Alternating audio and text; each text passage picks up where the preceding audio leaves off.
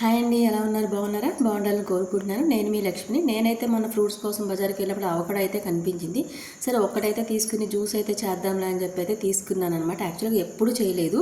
ఒక 1 year back మా family friends దగ్గరికి విజయవాడలో వెళ్ళినప్పుడు వాళ్ళైతే అవకాడో జ్యూస్ అయితే ఇచ్చారనమాట. దీన్ని ఇలా చేసాం బాగుంది కదా, చాలా కాస్ట్. చిన్న చిన్న కాఫీ తాగే కప్స్లో మాత్రమే అందరూ షేర్ చేసుకుని తాగుతూ నాకు కూడా అలానే షేర్ చేశారు.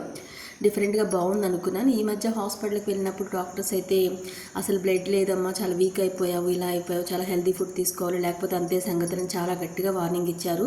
సో ఒక్కటైతే తీసుకుందాము, ఒక పీస్ వచ్చేసి 130 రూపీస్ అనమాట. 10 రూపీస్ కూడా తగ్గించనున్నారు. అబ్బా, ఇంత కాస్ట్లీ ఫుడ్ అవసరమా అనిపించింది కాసేపు నాకు.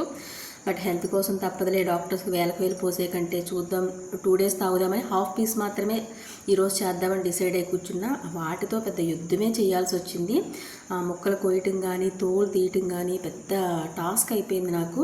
అండ్ అలానే 1 కేజీ పప్పు గ్రైండ్ చేస్తే ఎంత టైం పట్టిద్దో దానికి డబల్ టైం పట్టిందనమాట. ఆ మిక్సీ ముక్కలు నలగటం కానీ చేయటం కానీ ఏంటంటే ప్రాసెస్ నేను ఎక్కడ గూగుల్లో సెర్చ్ చేయలేదు, యూట్యూబ్లో వీడియోస్ చూడలేదు, ఏది చేయలే. వాళ్ళు ఇచ్చిన హాఫ్ కప్ జ్యూస్ తాగిన దాంతోనే నేను చేసేద్దామని స్టార్ట్ చేశాను అనమాట. అది నేను చేసిన మిస్టేక్.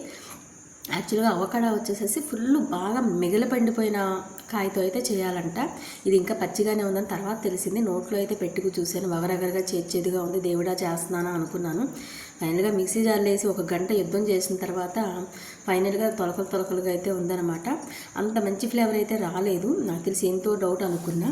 ఇది జరిగి కూడా 3-4 డేస్ అయిపోయింది. అయిన తర్వాత ఎవరితోనో షేర్ చేస్తే లేదు, అది నల్లగా మాగిపోయి పండిపోయిన దాన్నే చెయ్యాలి, అప్పుడే ఆ టేస్ట్ వస్తుంది, అది వస్తుంది అని చెప్పారు.